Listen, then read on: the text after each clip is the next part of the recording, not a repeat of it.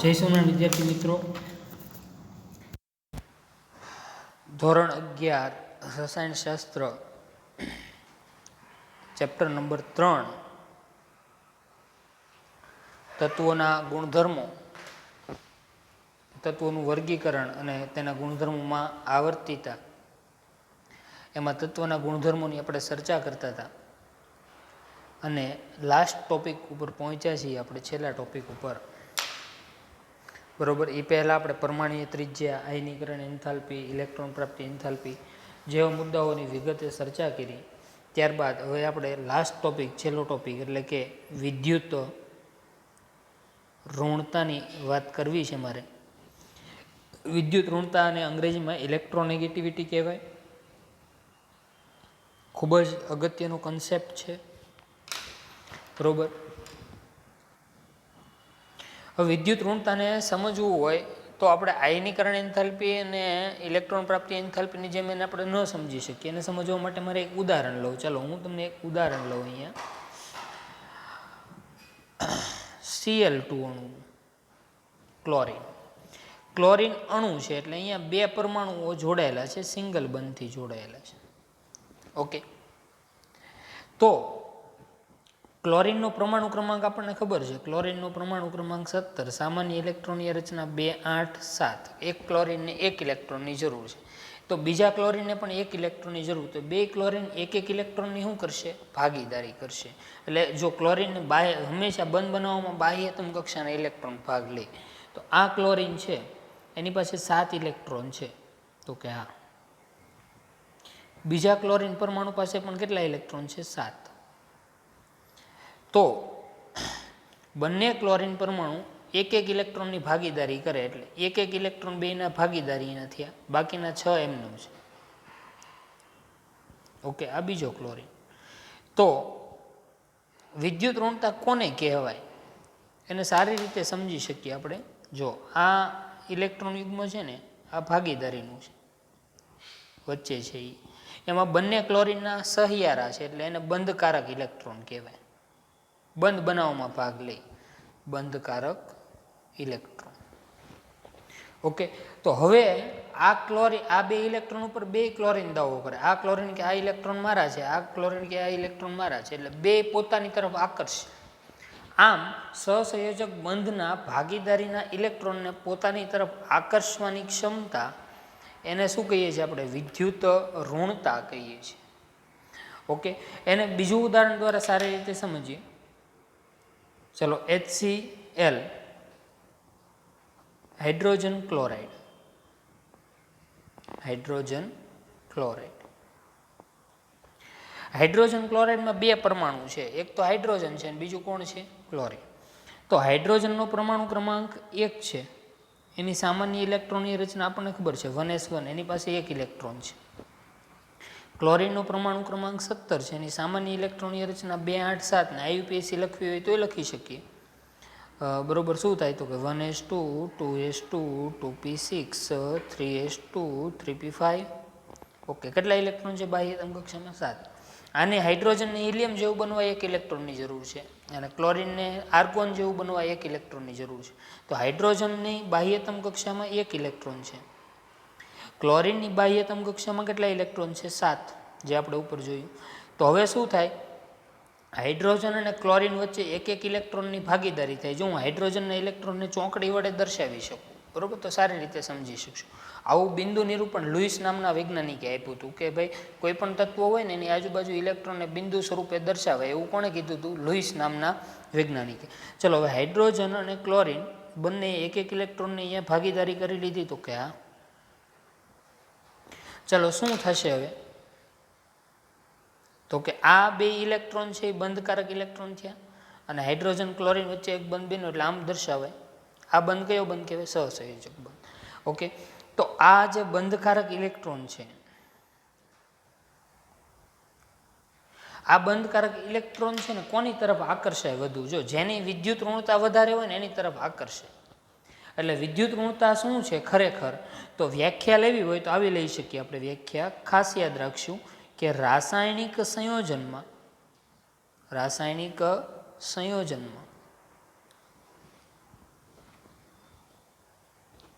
સહસંયોજક બંધના સહસંયોજક બંધ એટલે ઇલેક્ટ્રોનની ભાગીદારીથી બનતો બંધ. દરેક જો કાં તો તત્વ ઇલેક્ટ્રોન ગુમાવે, કાં ઇલેક્ટ્રોન મેળવે, કાં ઇલેક્ટ્રોનની શું કરે? ભાગીદારી કરે એટલે સહસંયોજક બંધ. ઇલેક્ટ્રોનની આપ લે થાય તો આયનીય બંધ. તો અહીંયા રાસાયણિક સંયોજનમાં સહસંયોજક બંધ ના બંધના ઇલેક્ટ્રોન યુગ્મને પોતાની તરફ આકર્ષિત કરવાની પરમાણુની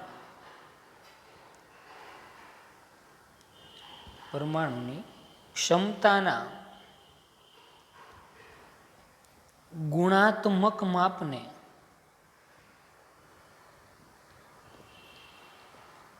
વિદ્યુત ઋણતા કહે છે. એટલે કે આખી વ્યાખ્યા આવી થઈ, રાસાયણિક સંયોજનમાં સહસંયોજક બંધના જે ઇલેક્ટ્રોન યુગ્મ એટલે જોડ, આ જો બે ઇલેક્ટ્રોન થાય એટલે યુગ્મ, આ બે ઇલેક્ટ્રોન છે ને ક્લોરીન, જો અહીંયા તો બે હરખા છે એટલે અહીંયા તો બે બાજુથી સરખું આકર્ષણ બળ લાગે.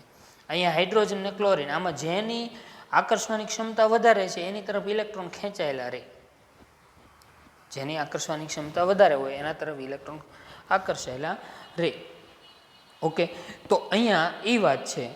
હવે એક ઉદાહરણ આપું. હું ઊભો હોઉં, બરોબર, હું ઊભો હોઉં તો મને બે બાજુથી મારા બે હાથ કોઈ વ્યક્તિએ પકડ્યા હોય, બરોબર, બે બાજુથી એક વ્યક્તિએ, તો હું એકે બાજુ જો બે હરખા તાકાતવાળા છે તો હું એકે બાજુ ખસીશ નહીં, બે બાજુથી ખેંચાણ એક હરખું લાગે.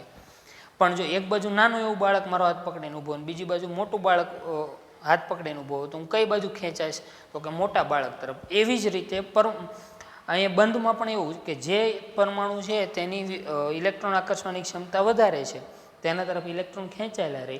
આમ રાસાયણિક સંયોજનમાં સહસંયોજક બંધના ઇલેક્ટ્રોન યુગ્મને પોતાની તરફ આકર્ષિત કરવાની પરમાણુની જે ક્ષમતા છે તેના ગુણાત્મક માપને આપણે શું કહીએ છીએ? વિદ્યુત ઋણતા કહીએ છીએ. બરોબર, વિદ્યુત ઋણતાને આપણે કોની જેમ માપી નથી શકતા? તો કે ભાઈ ખાસ યાદ રાખશું, વિદ્યુત ઋણતાનું માપન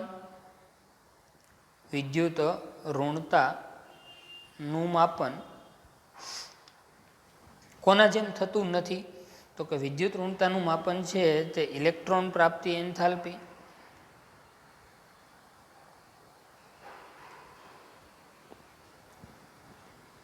અને આયનીકરણ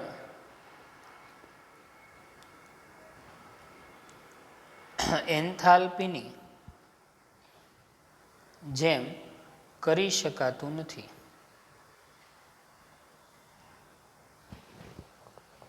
બરોબર, તેમ છતાં વિદ્યુત ઋણતા માટે ઘણા બધા વૈજ્ઞાનિકોએ પ્રયત્ન કર્યા અને ઘણા બધા માપક્રમ આવ્યા. બરોબર, વિદ્યુત ઋણતા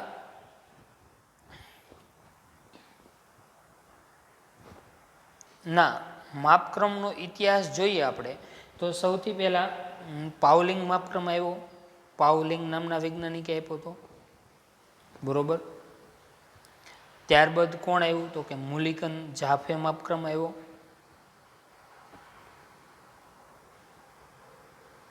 ત્યારબાદ ઓલરેડ રોચોવ માપક્રમ આવ્યો. ઓલરેડ રોચોવ માપક્રમ આવ્યો. બરોબર, આ બધા માપક્રમમાં ઈસવીસન 1922 પાવલિંગે આપણને આપ્યું અને આપણે પાવલિંગ માપક્રમનો સ્વીકાર કર્યો. બરોબર, ઈસવીસન 1922 વૈજ્ઞાનિકનું નામ છે પાવલિંગ. એણે આપણને જે વિદ્યુત ઋણતા વિશેનો ખ્યાલ આપ્યો તેનો આપણે સ્વીકાર કર્યો. પાવલિંગે ફ્લોરિનને સૌથી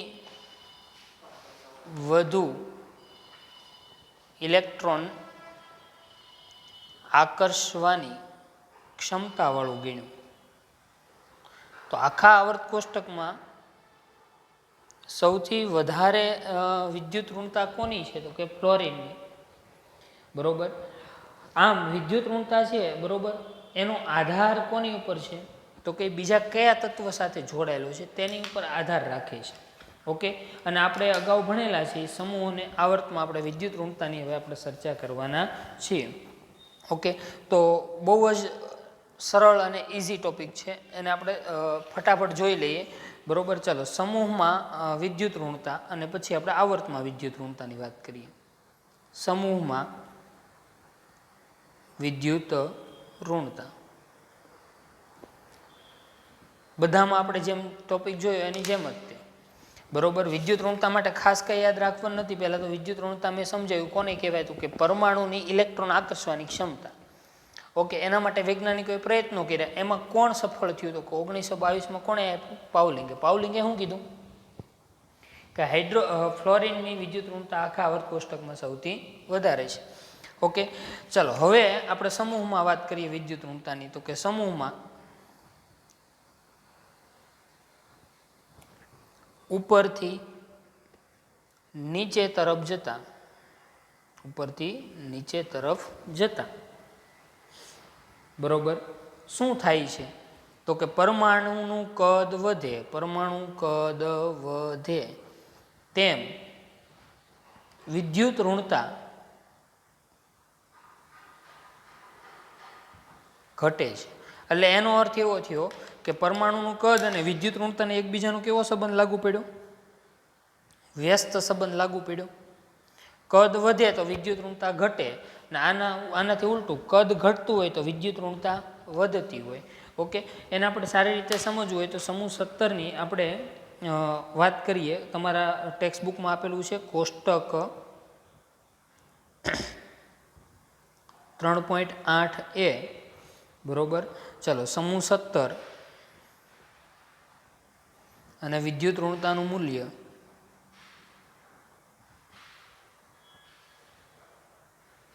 ચલો સમૂહ 17માં ફ્લોરિન, ક્લોરિન, બ્રોમિન, આયોડિન અને એસ્ટેટિન.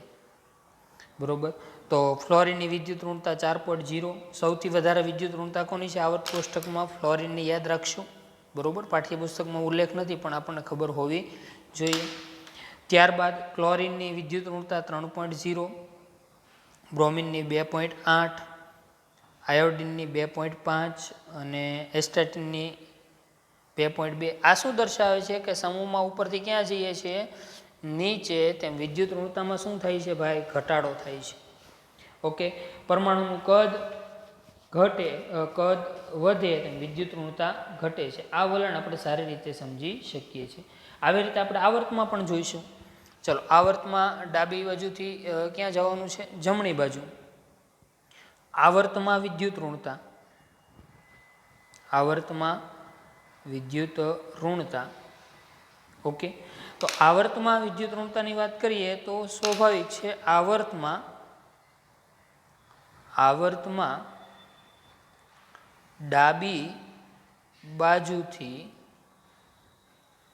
જમણી બાજુ તરફ જતા વિદ્યુત ઋણતા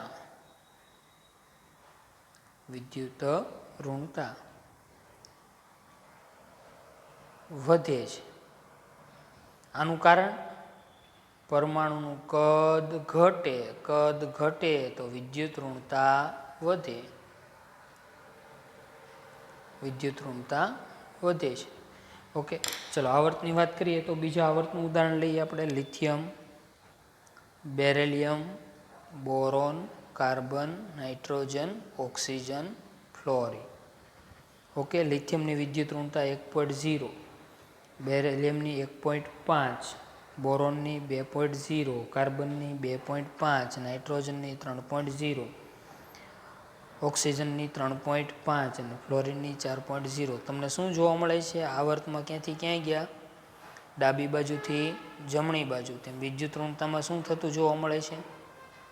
તો કે ભાઈ વિદ્યુત ઋણતા વધે છે. એટલે આપણે આની ઉપરથી બે બાબત ઉપરથી તારણ આપીએ. અહીંયા આવર્ત બીજો અને વિદ્યુત ઋણતાના મૂલ્ય. બરોબર, આ શું બતાવે છે આપણને કે આવર્તમાં ડાબી બાજુથી તમે ક્યાં જાઓ? જમણી બાજુ. તેમ શું થાય? તો કે પરમાણુનું કદ ઘટે તેમ વિદ્યુત ઋણતા વધે. શા માટે આવું થાય? સમૂહમાં ઘટે અને આવર્તમાં વધે. જો જેમ કદ નાનું હોય ને એમ પરમાણુ કેન્દ્રથી ઇલેક્ટ્રોન વચ્ચેનું અંતર ઓછું એટલે આકર્ષણ બળ કેવું હોય? વધારે. એટલા માટે આવર્તમાં વિદ્યુત ઋણતા ઘટે છે, બરોબર. જ્યારે સમૂહમાં વિદ્યુત ઋણતા આવર્તમાં વધે છે, જ્યારે સમૂહમાં શું થાય છે? સમૂહમાં ઘટે અને આવર્તમાં શું થાય છે? વધે છે. ઓકે, તો આ બાબત છે. તો પરમાણ્વીય ત્રિજ્યા હારે કેવો સંબંધ લાગુ પડ્યો? વ્યસ્ત સંબંધ. આ ઉપરાંત આયનીકરણ એન્થાલ્પી હારે કેવો સંબંધ લાગુ પડે? સમૂહમાં ઉપરથી નીચે તરફ જાઓ તેમ આયનીકરણ એન્થાલ્પી ઘટે છે, આવું આપણે શીખેલા છે. તો કે હા, તો વિદ્યુત ઋણતા ઘટે. આવર્તમાં ડાબી બાજુથી ક્યાં જાઓ? જમણી બાજુ. તેમ વિદ્યુત ઋણતામાં શું થાય છે?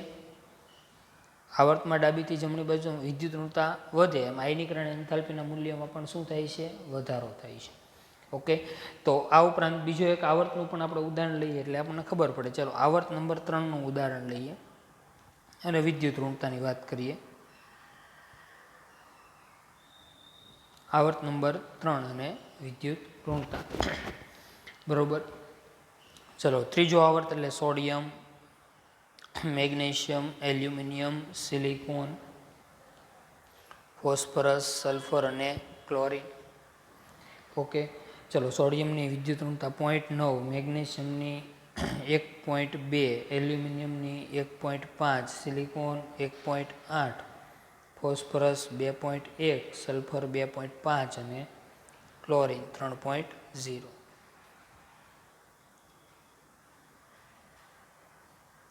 તો આવર્તમાં ડાબી બાજુથી ક્યાંય ગયા તમે? જમણી બાજુ. તેમ પરમાણુનું કદ શું થયું? ઘટ્યું. તેમ વિદ્યુત ઋણતા 0.9, 1.2, 1.5, 1.8, 2.1, 2.5 ને 3.0. વિદ્યુત ઋણતામાં શું થાય છે? વધારો. વિદ્યુત ઋણતા વધે છે. આમ જુઓ તો સમૂહ થયો ને લિથિયમ સોડિયમ, તો સમૂહમાં ઉપરથી નીચે તરફ જાઓ તેમ વિદ્યુત ઋણતા ઘટે છે. ઓકે, તો આ તો આજનો આપણો ટોપિક વિદ્યુત ઋણતા, એની આપણે પૂરી ચર્ચા કરી લીધી. આ સાથે આપણે ચેપ્ટર નંબર 3ના મહત્વના ટોપિક બધા એની ચર્ચા કરી લીધી. હવે પછીના જે ટોપિક છે, બરોબર, એની આપણે આગળના ચેપ્ટરોમાં ચર્ચા આવશે અને અગત્યની બાબતો છે એ આપણે આવતા ક્લાસમાં ચર્ચા કરી લઈશું. એટલે આપણું મોટાભાગનું કાર્ય છે ત્રીજા ચેપ્ટરનું પૂરું થઈ જાય.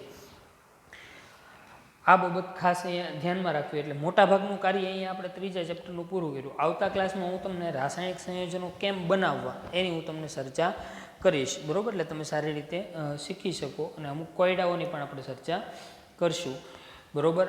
તો આ ચેપ્ટરમાં સૌથી અગત્યની બાબત, તમને સમૂહ એસ વિભાગ, પી વિભાગના સમૂહ બધા આવડવા જોઈએ. આવર્ત પહેલો, બીજો, ત્રીજો કમ્પ્લીટલી ખબર હોય તો તમારા માટે મુશ્કેલી ઓછી થશે. ઓકે, ચલો આ સિવાય એક બીજું મેં શીખવાડેલું છે.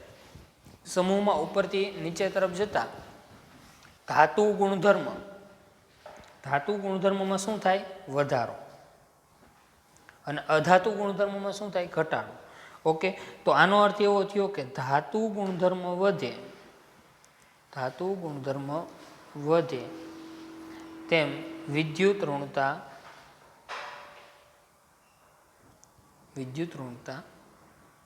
ઘટે.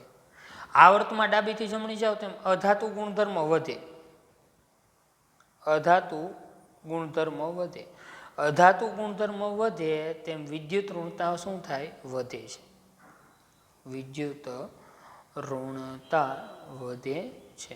આખા આવર્ત કોષ્ટકમાં સૌથી વધારે વિદ્યુત ઋણતા ફ્લોરિન, બીજા નંબરની છે ઓક્સિજનની છે, યાદ રાખશું ખાસ.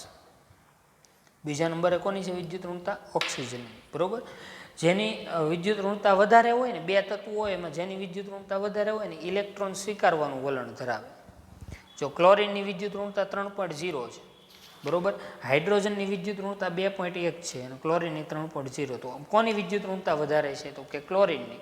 તો ઇલેક્ટ્રોન કોની તરફ આકર્ષાયેલું રહે? ક્લોરિન તરફ આકર્ષાયેલું રહે. ઓકે, તો આ બાબત આની ઉપરથી શીખવા મળે. આની ઉપરથી આપણને ઘણી બધી નવી બાબતો પણ આપણને જાણવા મળશે, જે આપણે અગાઉ ટૂંકમાં આગળના લેક્ચરોની અંદર આપણે ચર્ચા કરવાની છે. ઓકે,